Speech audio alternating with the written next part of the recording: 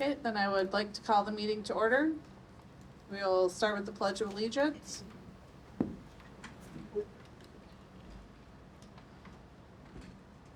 I pledge allegiance to the flag of the United States of America and to the republic for which it stands, one nation, under God, indivisible, with liberty and justice for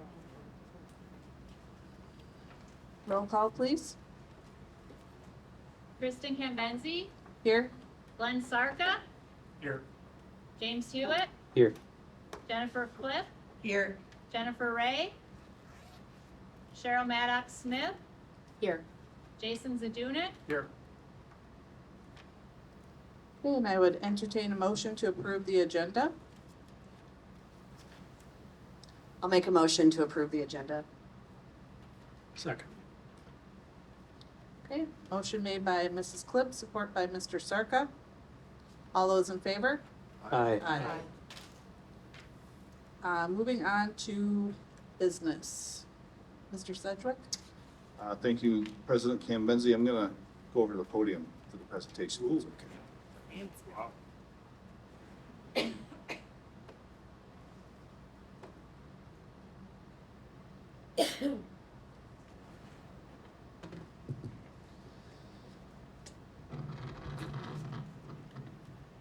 Okay, well, thank you very much, Board of Education. I also want to thank two guests for this evening, Travis Hungestow from IDI, architect from IDI, and Isaac Roberts, engineer from GEI. They are here to help answer questions as I move through this presentation. The presentation, or at least the agenda item, references facilities. I'm going to take that concept and expand it to projects that are related to facilities. That's going to include some safety projects and even some programming, but I think for the sake of time, I might just stick to the first two. So many of these projects I've alluded to in the past and haven't given them a lot of detail, and today is going to still be a 20,000 foot view of all that is happening at MAPS, or at least much of what is happening at MAPS related to facilities, and in many ways thanks to grant opportunities that we have coming our way. I'm sure you're not surprised that the state of Michigan has been very intentional about providing funding for safety in particular for public school districts, and MAPS is no exception. The projects that I'll be highlighting aren't all related to safety grants, but the ones that are, you're looking at well north of $300,000 that we'll be having come our way to help address safety. So it all started with a safety audit last summer. That was done by Secure Education Consultants out of Grand Rapids, and their work resulted in some of the projects that you'll be seeing today. The security cameras, we installed over 100 security cameras throughout MAPS last summer, and we're going to be doing another phase this summer. Not quite as many, but almost the same amount. The coverage is significantly improved from what we previously had. The coverage of our buildings, of our major entrances, of our important access points. And the technology is pretty impressive. Even in my office, I have a big screen TV where I can pull up cameras throughout the entire district and cover a lot of territory in a short amount of time. And you can imagine how important that would be in an emergency situation. So anyway, this group out of SEC made multiple recommendations. Security cameras was one. The district-wide drill wasn't so much a recommendation, but something they very much were appreciative of, and they lauded us for our efforts to initiate or to organize a district-wide drill. We did the first one last spring. It was based out of the high school. We coordinated all buildings to go into a lockdown at the same time, and then I used some communication systems that typically are used during snow days to indicate to parents that we were in a drill, that it was only a drill, and then we sent information following up afterwards to make sure if they didn't get the message, they knew how to access that information. So I'm sure some of you as board members and parents recall receiving some of those messages. So again, more cameras. I'm going to talk most of these projects in more detail here as we go through the slides, but radio system upgrade I'm going to talk about shortly. You heard from Eric Smith at a previous meeting, NMU, and telecommunications expert who has been instrumental in helping us upgrade our radio system, which started as a project to address bus communications, but has now expanded in really an effort to comprehensively address safety, communication, etc. Critical incident maps, I'm pretty excited about this technology. It came out of the recommendations from SEC. It's based on military operations, special forces in particular, and the technology they use for coordinating movement in an emergency. PA systems, you might be surprised to know that 3 of our buildings do not currently have a PA system.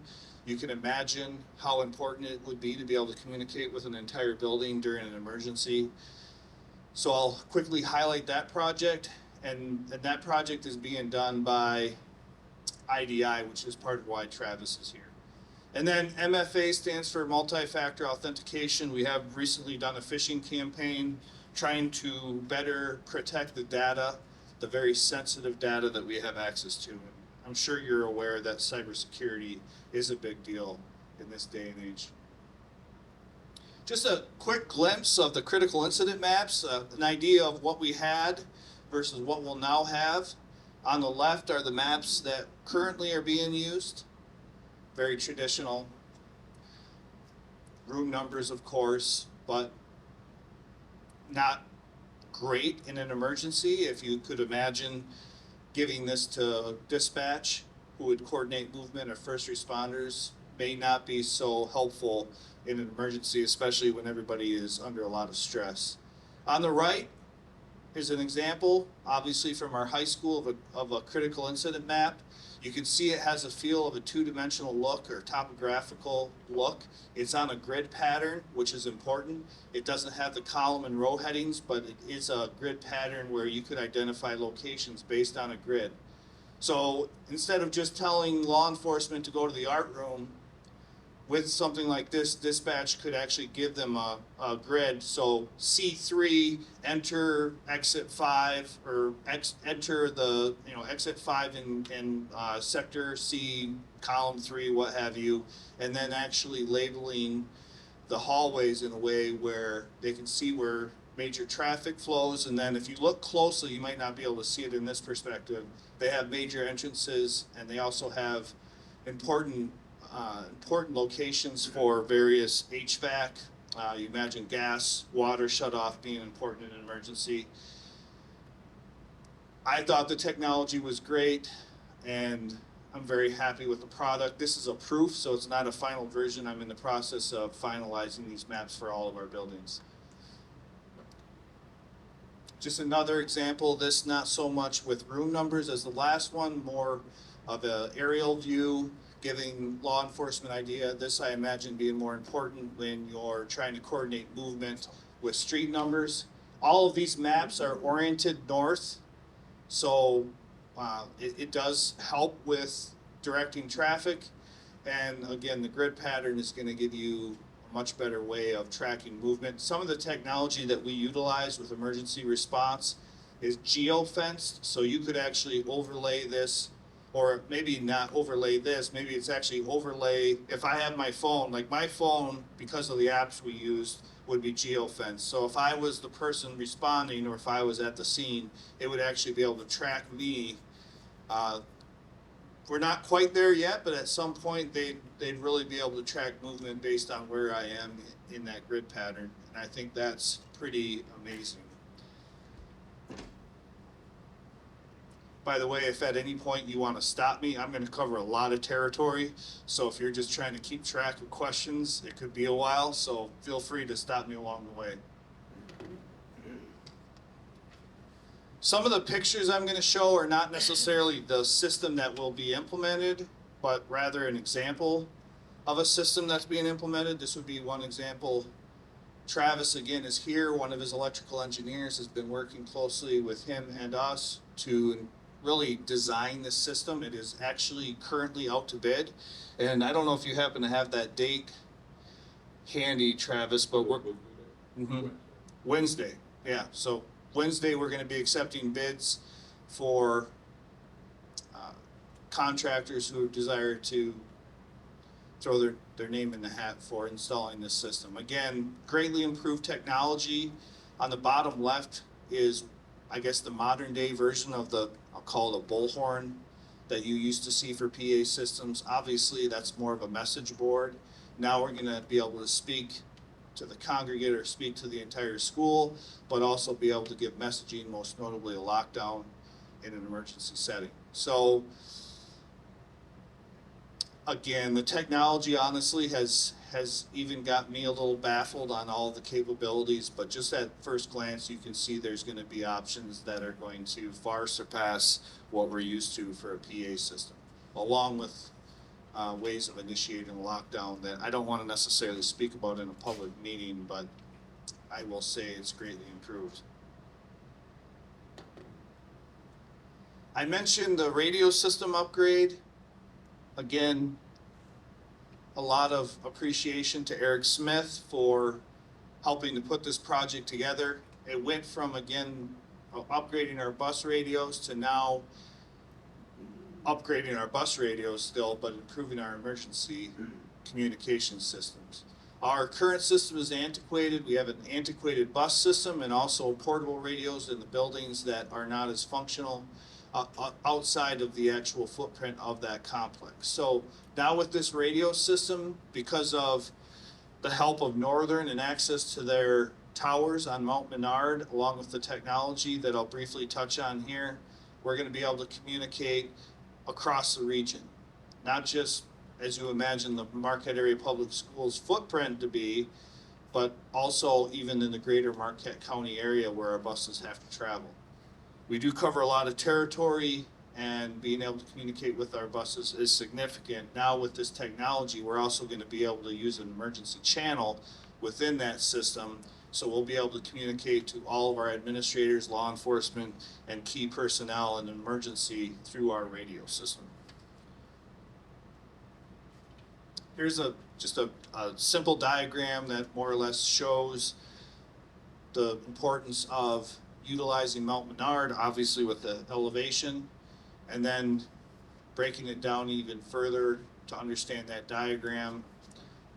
If you look, these radios here, these are going to be administrator radios. I will have one. With that radio, you'll be able to access the bus network, but then you'll be able to access the emergency network that would cover all buildings and the bus fleet.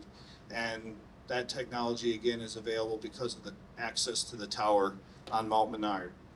So this system will be integral in dealing with an emergency, which, having dealt with emergencies over the years, nothing catastrophic, fortunately, as far as something that would initiate a lockdown or emergency response, but being able to communicate an emergency with the entire district at one time through just a simple radio message is much more efficient than what we currently have in place. So I'm excited about that project.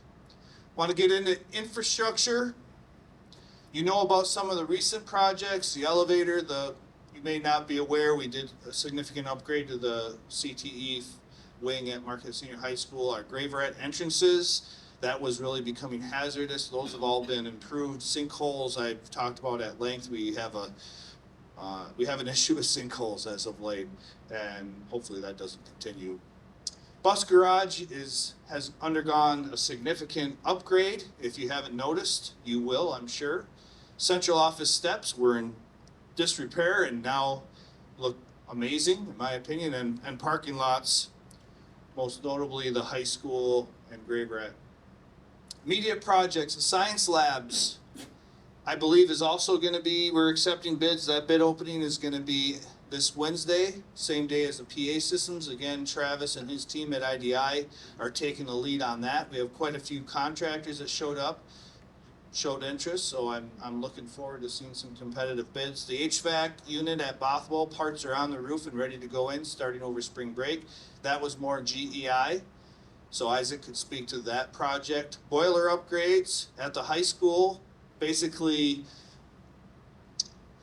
they're basically taking the current boilers and I would say a I'll just call it the main component, which this is oversimplifying it, is essentially the door that has the actual burner unit built into it along with all the electronics. That particular part is going to get replaced, and it is a significant part for functionality. So with that upgrade, we're going to significantly expand the lifespan of the boiler, is my understanding. That's also a project by IDI. Steve Betcher, mechanical engineer for IDI, is helping us with that project. Outdoor learning spaces, I'm going to let Isaac talk a little bit more about outdoor learning spaces. I can say from my time at the elementary, especially during COVID, having outdoor learning spaces, engaging spaces for students to learn and play together is a big deal. And we realized that we didn't have enough outdoor learning spaces, and those that we do have, playgrounds included, is pretty dated. So we'll talk a little bit more about that project. College and Career Readiness Center at Marquette Alternative High School, probably looking at next summer just with the timeline of everything, but a project that I'm excited to get up and off the ground. Everything for infrastructure is based on the expertise of those that live in that world more than I do. I again bring GEI and IDI here to answer your questions, but we've been very engaged with both firms, both companies for the last 2.5 years on looking at our facilities and developing short and long-term plans. I've also signed off on participating in infrastructure and energy studies with the state of Michigan.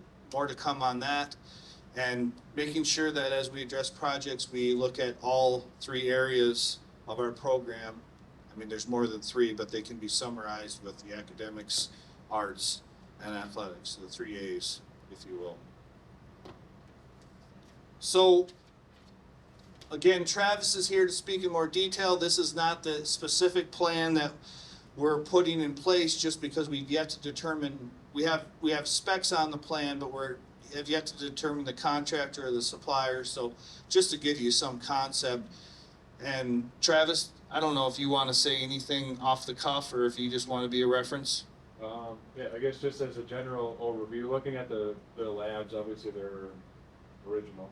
So I think, which is not anything new across the districts across the state, but so being able to kind of come in, look at it as from a standpoint of basically a gut redo of the spaces, the classroom sizes and that sort of thing itself won't really change, but the space within that will change. And as we, anything along the corridors, when we're swapping out doors and hardware, we'll be doing classroom security locks to start hitting on some of those S&C items from the school security piece. But really just kind of updating it, bringing it up to current standard, really. Basically anything new that you do anyways would address ADA, barrier-free stations, so there'll be the barrier-free science lab stations, everything, same heights and whatnot. So we work closely with the science department on all that stuff, working back and forth through the layouts, what they're looking for, and moving forward with stuff we have done for many years. This is a project that we've been hoping to deliver since the original sinking fund was passed before my time. So I'm excited that we're able to actually put it in place. Starting this summer, we have 3 labs. We're probably going to target 2 just so in case the project goes long, we're not out all 3 labs. And we'll see how long it takes for them to, like Travis said, do a gut and redo. Yeah, that is in the spec, like as far as specifying, kind of from a phasing standpoint to make sure that what's online is online when school starts. So there's the contractors are not allowed to go in and tear everything out with the hopes of, with the way that things have been the last few years. Assuming things will be here on time is not a good idea. Right. We certainly do. Yeah, we have been victim to supply chains and lack of contractor availability for sure. Okay, just again, not specific, but to give you an idea of what we envisioned. Actually, the picture on the left is one I found when I was working on this project for Superior Hills. If you're familiar with that particular building and the grounds, it actually really fits quite well in what they have in place with the current book walk and the gardens. And just utilizing natural assets to create spaces that kids are going to be engaged with. I literally during COVID saw kids engaging with sticks and rocks and whatever they could get their hands on because they had to be separated. They couldn't all congregate in the same place, and you just didn't have enough playground equipment for everybody. It's also more cost effective than just buying traditional equipment. And I'll let Isaac speak more to this, but I really am trying to give the buildings a lot of autonomy on determining what best fits their needs. If you think about our 4 elementary buildings, they all have very different resources available, so we have to take that into consideration. As I mentioned before, our equipment is very dated, and I'm looking forward to giving them an upgrade.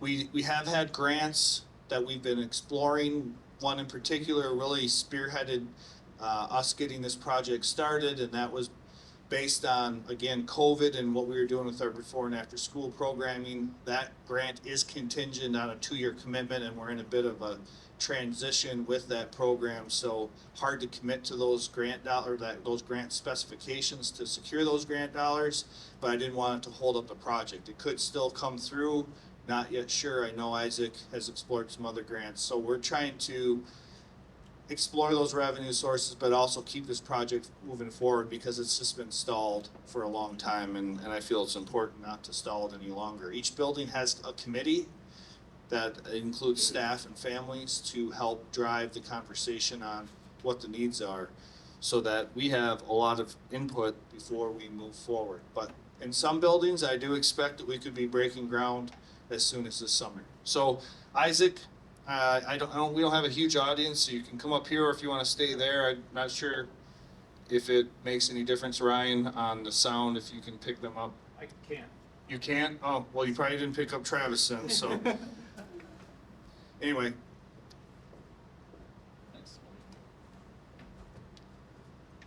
All right, so what Zach was kind of alluding to is each school is very different, between Gray Bread, Sandy Knolls, Trader Creek, and Superior Hills, and each school has different needs and wants.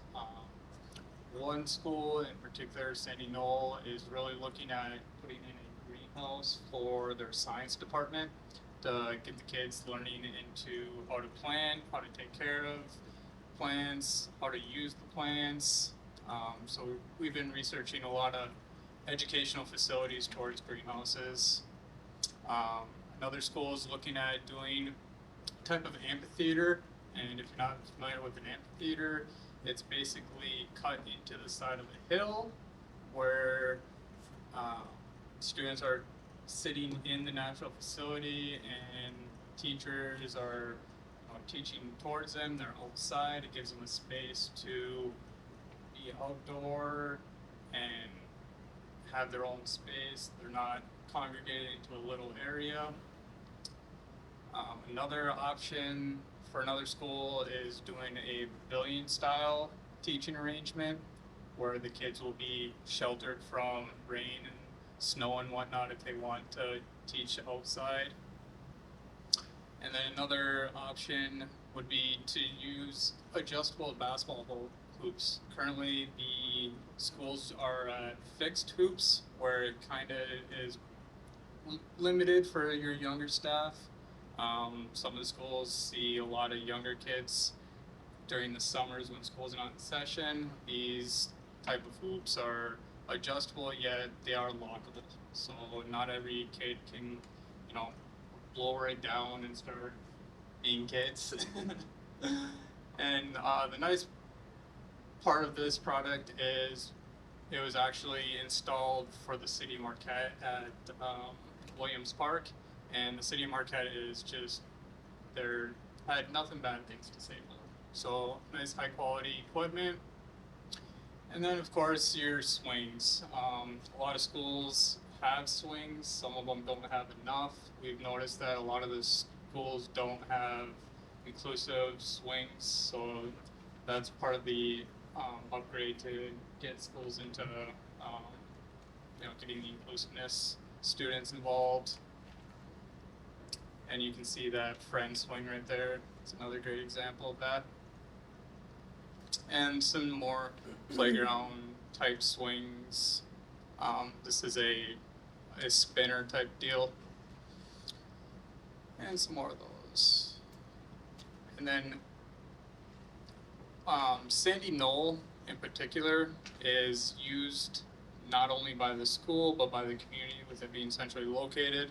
So part of their part is they would like to see equipment that can be used not only by the school but as well as the community itself. And that playground over there is pretty much at its life expectancy.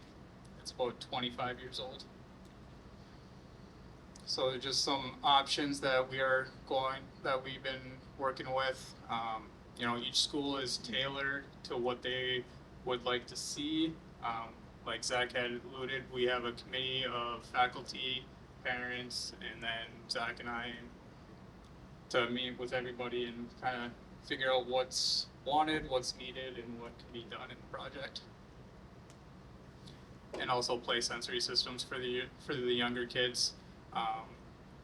Few schools do have kids that are in that 3 to 5 range where a lot of the equipment is not tailored to them.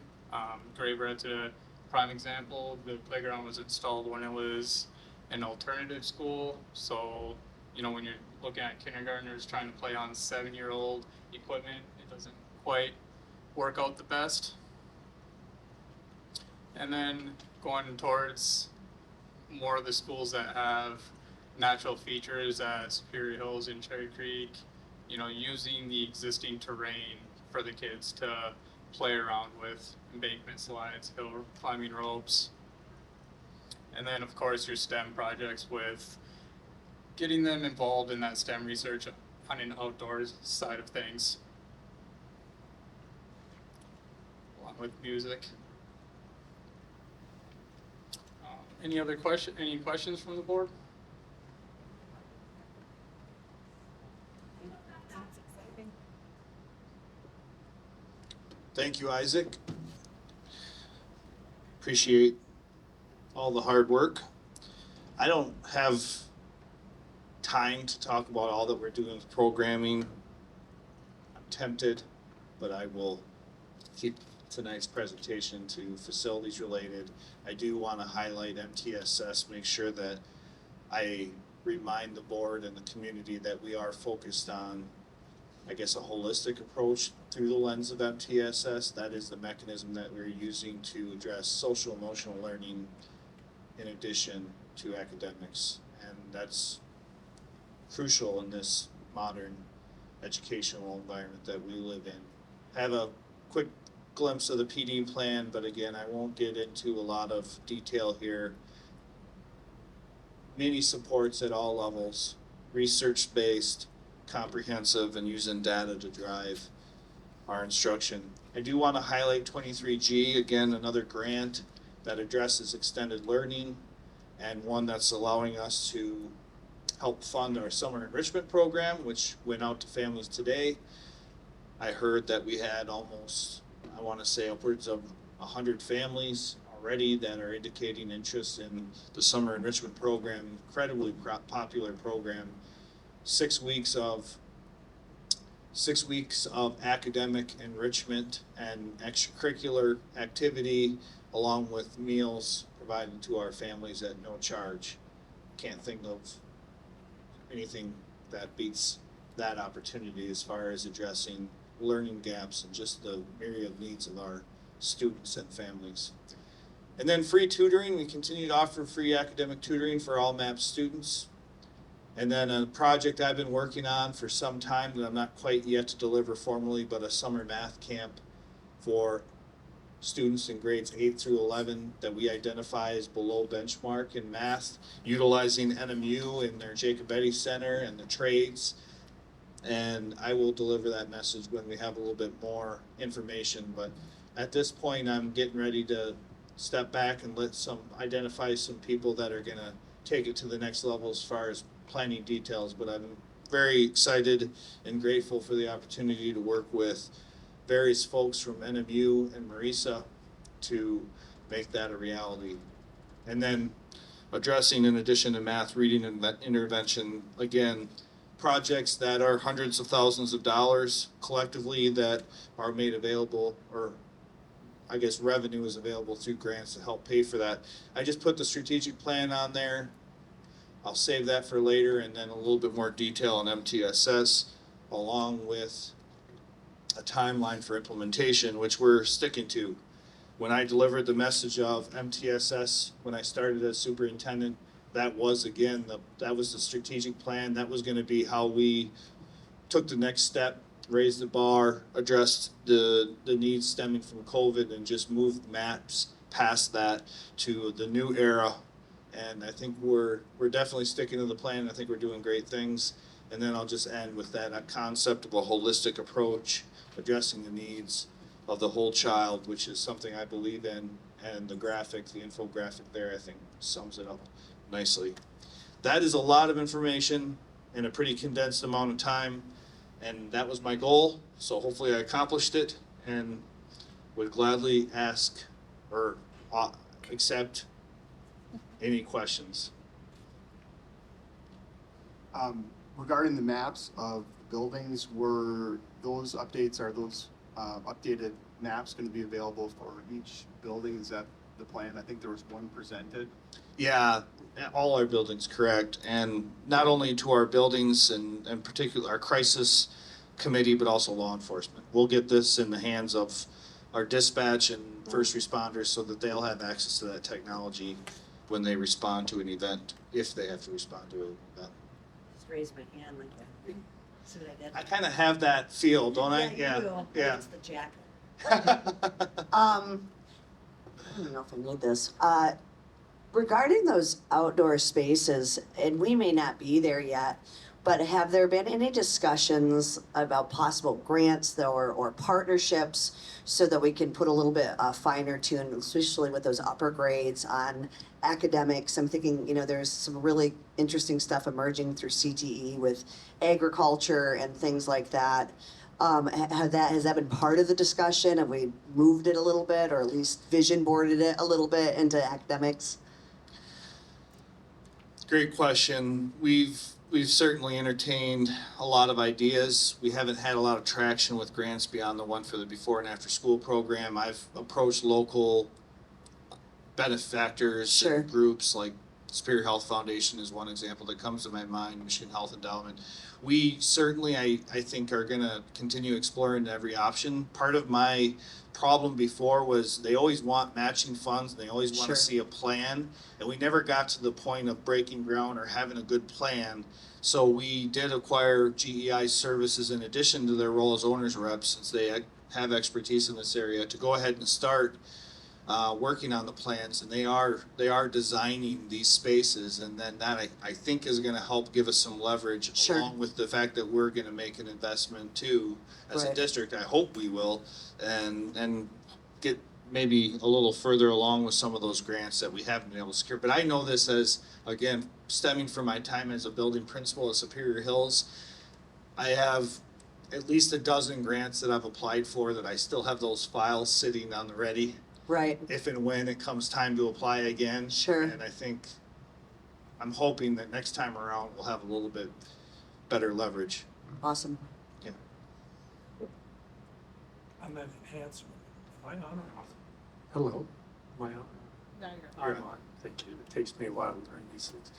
On that advanced map of the building, it showed different relators in the central and then the north. But do we not have one in the south?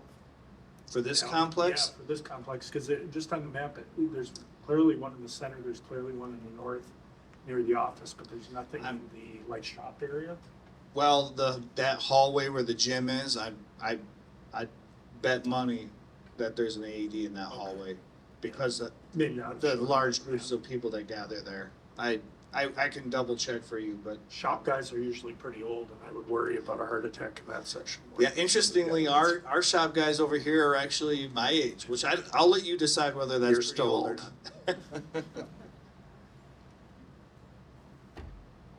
Just a quick follow-up on the radio communications too. I know that there was talk about that message gets sent out. The mechanism when that message is sent out regarding an emergency communication, how is that received? Does everyone have a cell phone building issued, radio? So, good question.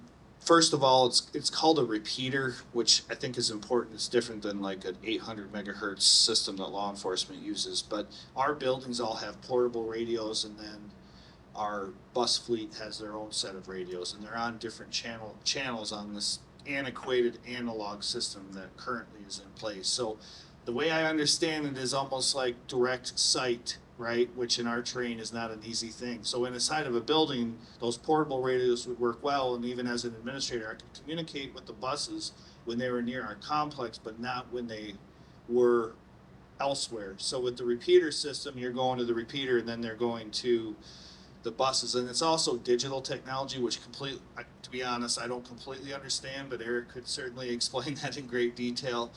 So just to give you a model, like this high school, I'm guessing there's at least 30 radios, portable radios in this building that are used internally. So with this new system, those are still good. That the building administration and the secretaries and myself and some key personnel at central office along with law enforcement, we're gonna have these more robust radios, right? We're gonna be able to talk to that internal network at the high school, but then we're also going to be able to talk to the entire district along with the bus fleet. Now, the 30 to 40 portable radios don't necessarily have those same capabilities, nor did we necessarily want them to, but they can speak within the building to deal with an event. As administrators, we'll be able to engage them at a building level, but then again, can coordinate more broadly with the more sophisticated network. Does that make sense? You look like you might still have a question. Yeah, I know. I thank you. That does help. Just as far as when that message is sent out, so it gets sent out to all the different radios that the district have, that the staff that need to have that communication, that mechanism is in place to go from you to the individuals specifically that need that. Yeah, that the district-wide message would only go to people that have the more robust radios, which was there 30? I'm guessing about 30 district-wide. About 30 Yeah, district-wide. key administrators, key personnel like secretaries and law enforcement, along with our transportation director, people that would need to know. But that would be something only those people would get, not the 30 to 40 internal radios. And then they essentially, that when that communication goes out, they are then able to communicate with the building staff individually. Correct. Okay. Correct. I actually have a follow-up on that. Then what is, once this is all done, and I don't know that this is actually dovetailed into anything systemic, but are we still using, in the event of something? Got that piece. How are we communicating that with the parents and community at large? Great question. So I mentioned the district-wide drill, the app that I Yeah. use for snow days. So it's the called Remind School app? Messenger. Oh, School Messenger, yeah. It's updated with Skyward, so every time there's a change in Skyward, it gets updated in School Messenger. So just like I can communicate to all families, Okay. all staff on a snow day, in the event of an emergency, I could coordinate with all. It's gonna be the staff same system. Using the same system from my phone wherever I'm at. Great, thank you. I can touch on Yeah, Travis said he wanted to touch on that too. Yeah.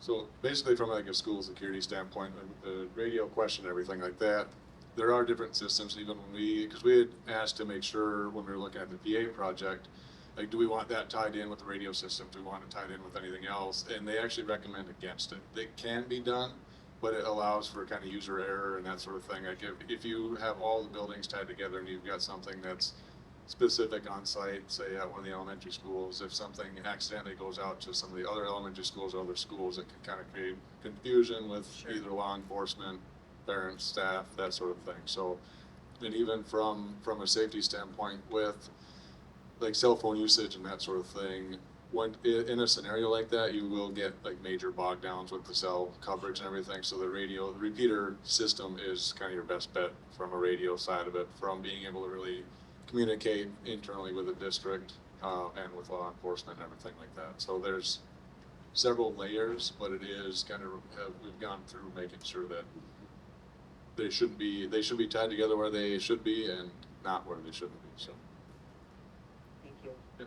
Yeah, thank you. And it, essentially, I apologize for all the questions, but obviously No, in those scenarios, you know, seconds can, you know, matter. So again, I just want to make sure that we have the most efficient system, or that you feel comfortable with being able to get those types of messages sent from A to B to the people that need to know. Yeah, So- the radio, I'll just give you an example. We had a false alarm at Cherry Creek, and thankfully there was no merit. But when I get a 911 call, well, if there's a 911 call in our building, we're actually notified as central office, and I generally respond to that. Any kind of emergency, I'm going to that site. Well, on the way, I'm driving. I can only do so much with my phone, right? I can only do so much via email. So I actually had this situation where I more or less have to wait until I get to the site. Now I'm trying to get briefed on what's going on. I can't sit there on my phone, right? With a radio, having carried a radio for much of my career in my role, you can multitask with a radio. You can get the word out a lot more efficiently with a radio than you can with a cell phone. But the beauty of a cell phone, even with the radio network, is some technology that's going to allow me to access that radio network remotely. I'm out of town for whatever reason, something happens, and I need to communicate with my staff, or at least need to be in the loop on what's going on. My transportation director, similar kind of thing, will actually be able to access the radio network through our cell phones because of the digital technology. Thank you.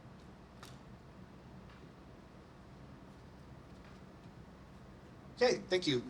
One other thing while I'm up here, I'll wait instead of going back. Under other, Spread Goodness Day this Friday. I put the message out to all staff. We're looking forward to celebrating Spread Goodness Day. Again, nothing you can argue with spreading goodness. Wear some yellow, wear some shades, do something nice. Thank you.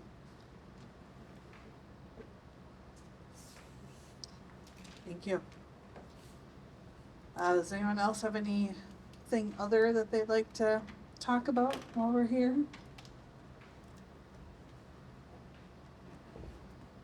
No? Mr. Wood? No, don't think so. Yeah. I just wanted to let you guys know too that I was appointed for the MASB position, Sweet. so thank you guys for nominating me, so. Thank you. All right, moving on to comments from the public.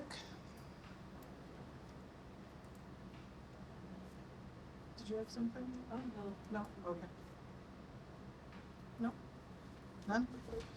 All right, hearing none, we'll move on to board president comment, or board member comment, sorry. Mrs. Maddox Smith? I don't have much to say, but thank you, Zach, for the great presentation. That was a lot of information. Looking forward to all the good things coming to the district. Mr. Zadunik? No additional comments, thank you. Mrs. Clip? Just as always, a thank you to Zach and every other administrator and partnership that we have that keep kids safe and that push learning and emotional well-being. Thanks. Mr. Hewitt? Nothing further. Thanks. Mr. Sarka? Nothing further. Okay, board president comments. Just a reminder that deadlines for logo submissions is Friday, March 22nd. And announcements and other meetings, March 6th and 7th, K through 5 parent-teacher conferences, K through 5 half-day. March 8th, K through 5 half-day. March 18th, our regular board meeting here in the library. And I would entertain a motion to adjourn. So moved. Second. Motion made by Mr. Hewitt, supported by Mrs. Clip. All those in favor? Aye. Aye. Opposed?